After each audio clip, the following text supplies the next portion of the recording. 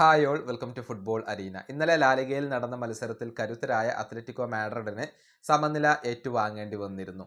മയോർക്കയാണ് അവരെ സമനിലയിൽ തളച്ചിട്ടുള്ളത്. രണ്ട് ടീമുകളും ഓരോ ഗോളുകൾ വീതം നേടുകയായിരുന്നു.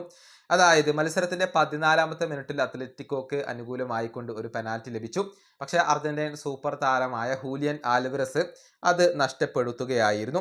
പിന്നീട് 79ാമത്തെ മിനിറ്റിൽ ഗല്ലഗർ അത്ലറ്റിക്കോക്ക് വേണ്ടി ലീഡ് നേടിക്കൊടുത്തു.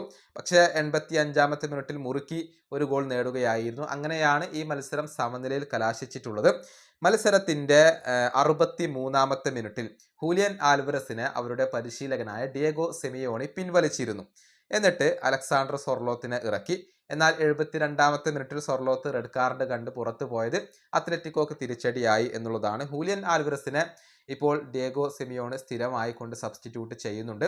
അതായത് ലീഗിലെ ആദ്യത്തെ 5 മത്സരങ്ങളിൽ 4 മത്സരങ്ങളിലും ഡിയേഗോ സിമിയോണി ഹൂലിയൻ ആൽവരസിനെ സബ്സ്റ്റിറ്റ്യൂട്ട് ചെയ്തിരുന്നു.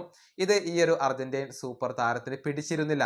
അതായത് ഇന്നലെ പിൻവലിച്ചതിന് ശേഷം ക്യാമറ അദ്ദേഹത്തിന്റെ ഭാഗത്തേക്ക് വന്നപ്പോൾ ആൾവേസ് മീ എന്നാണ് പറഞ്ഞിട്ടുള്ളത്. അതായത് എപ്പോഴും തന്നെ പിൻവലിക്കുന്നു എന്ന ഒരു പരാതിയാണ് പരസ്യമായി കൊണ്ട് ഹൂലിയൻ ആൽവരസ് പ്രകടിപ്പിച്ചിട്ടുള്ളത്.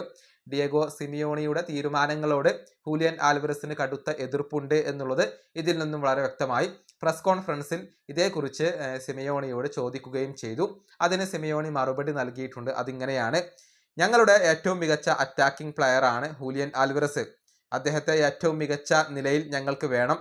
ഈ മത്സരത്തിൽ മികച്ച രൂപത്തിൽ കളിക്കാൻ അദ്ദേഹത്തിന് കഴിഞ്ഞിട്ടുണ്ട്. സൊർലോത്തിന് ആവശ്യമുണ്ട് എന്ന് എനിക്ക് തോന്നി. അതുകൊണ്ടാണ് ഞാൻ കൊണ്ടുവന്നത്.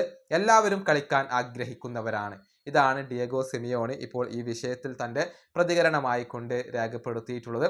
ഏതായാലും ഹൂലിയൻ ആൽവരസ് ക്ലബിനകത്ത് അത്ര ഹാപ്പി അല്ല എന്ന റിപ്പോർട്ടുകൾ നേരത്തെ പുറത്തേക്ക് വന്നിരുന്നു.